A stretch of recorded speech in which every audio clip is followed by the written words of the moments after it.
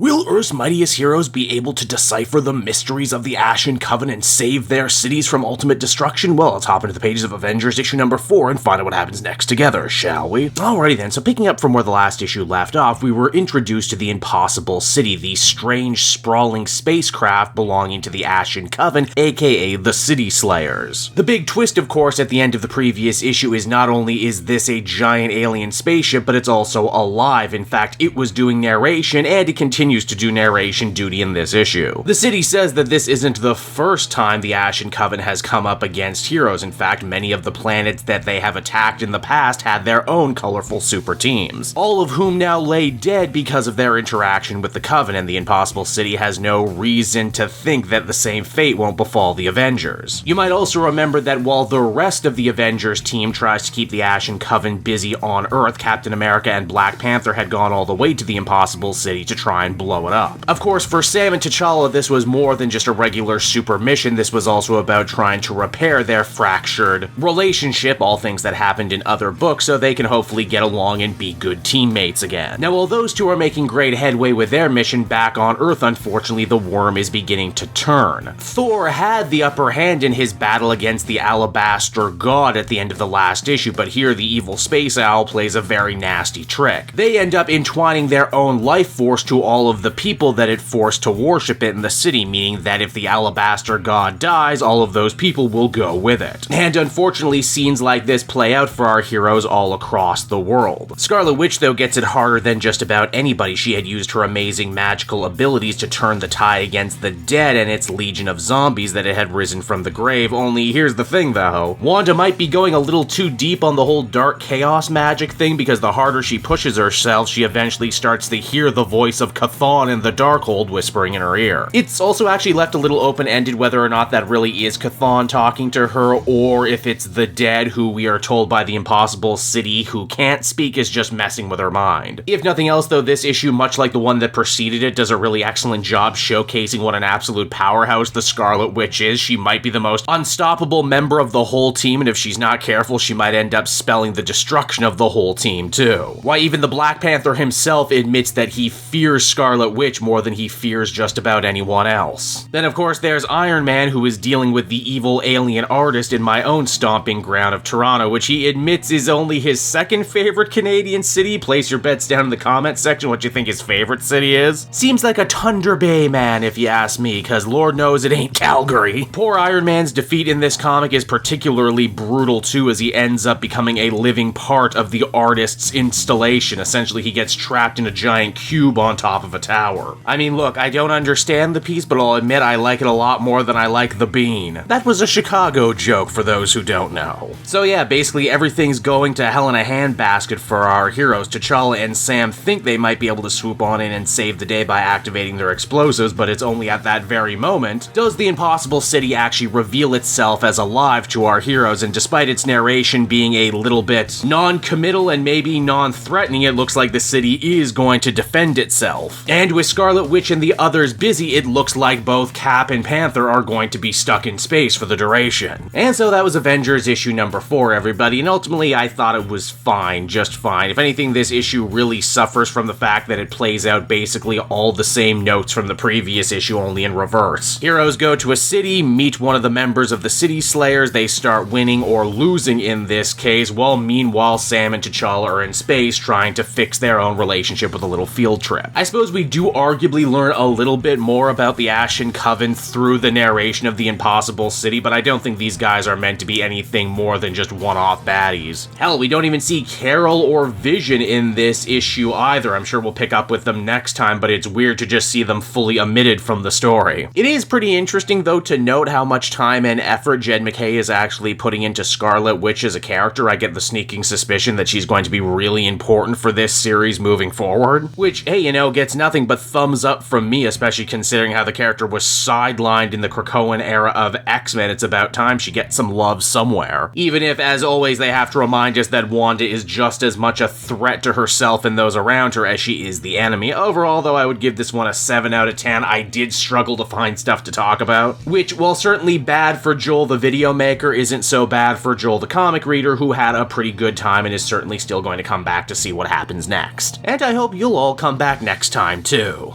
Hey there everyone, it's your old pal Cape Joel again, thanking you so much for watching to the end of the video. I hope you enjoyed it, and if you did, why not check out my Amazon link down in the description. Yes, that's right, the Cape Joel channel officially has its own Amazon storefront now. You can pick up a comic or anything else for that matter, and if you did, you'd really be helping me in the channel. So with that out of the way everyone, I will see you again next time. Bye-bye.